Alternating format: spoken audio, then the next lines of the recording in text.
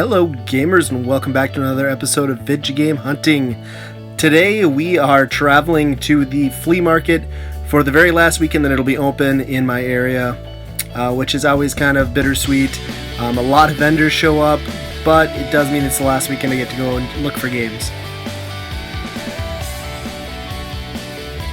So this seller, they are here quite a bit.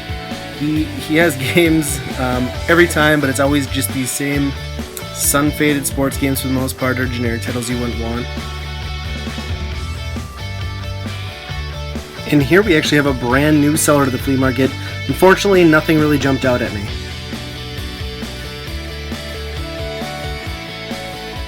Alright, yeah, so the Labor Day weekend marks the closing of the flea market, of course. So there ends up being a lot of vendors. Usually the opening weekend and the last weekend is when you see the most people out there selling. A lot of the flea market, I've noticed, the one I go to, has turned more into like crafts and collectibles instead of just, you know, the junk that I enjoy sifting through.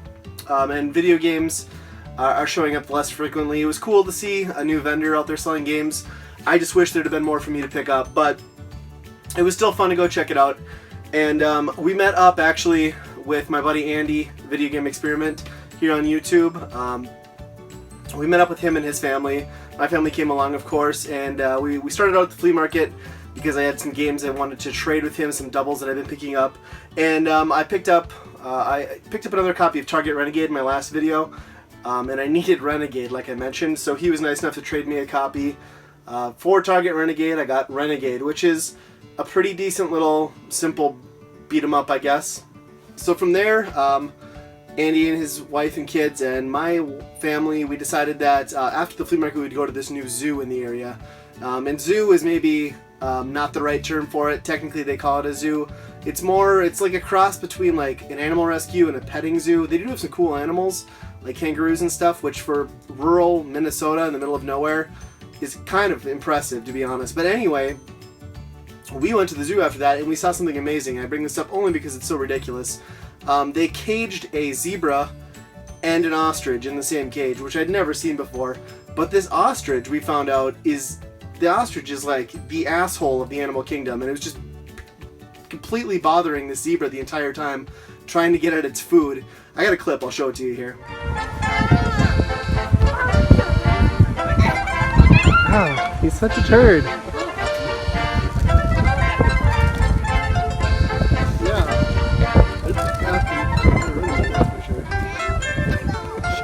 Is he trying to get him on the way of the food? Yeah, so just completely ridiculous. If you see an ostrich, just walk away. They're just jerks, people. But anyway, after that we decided to head off. We went to a neighboring town, got some lunch, but then Andy took me to this store, a new video game store. It's in Perham, Minnesota. If you're from the area, you know that Perham's a pretty small town. It's a rural town. Really kind of impressive that it has a video game store at all. In Minnesota, in this area, in the summertime, everyone's going to the lakes and hitting the lake cabins and stuff. So it's like one of those small towns that's booming during the summer months, but it's going to be kind of quiet during the winter and fall. So for them to have a game store at all is just kind of amazing. And this was actually a really cool game store with, you know, fairly decent prices. You know, anytime you go to a game store, it's retail prices, so that's what you're going to expect. You're not going to go and find quarter games. But I thought it was a really awesome store, and I got some footage, so why don't you guys check it out?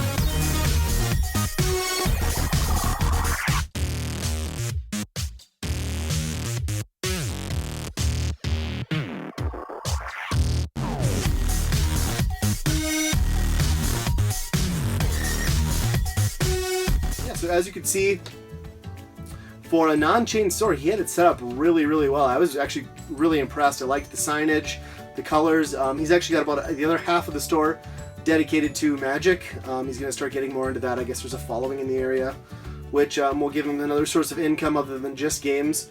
Now, I'm always looking for Nintendo games, of course. He didn't have the biggest selection. It was mostly just common stuff that I already had. Since I've got so many games, that's to be expected that I wasn't going to find a lot I didn't have in my collection. But I did find 2. So for 10 bucks, picked up Mad Max. I did play it a little bit. The controls were pretty terrible. I'll have to go back and give it a little bit more time.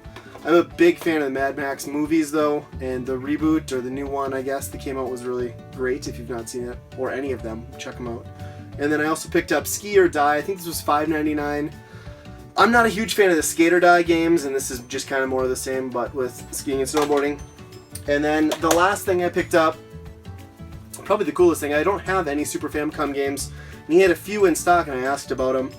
And he had one that I just thought, you know what, I'm going to go for it. It came with the manual, and that is Rockman 7, which is Mega Man 7, for those of you who don't know, here in the States. But Mega Man 7 on the Super Nintendo goes for an absurd amount, and this was $19.99. So, you know, I can't read any of the text, but that doesn't really matter. If you just want to play the game on original hardware, definitely a good route to go.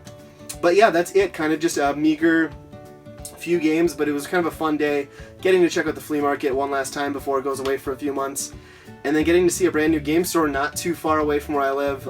Might be something I'm gonna have to go back and check out.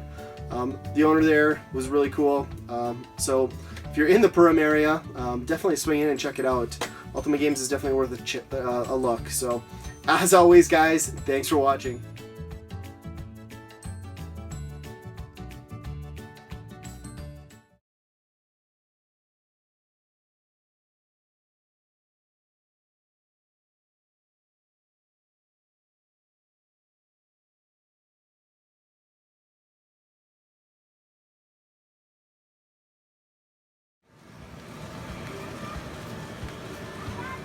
Get a look, kids!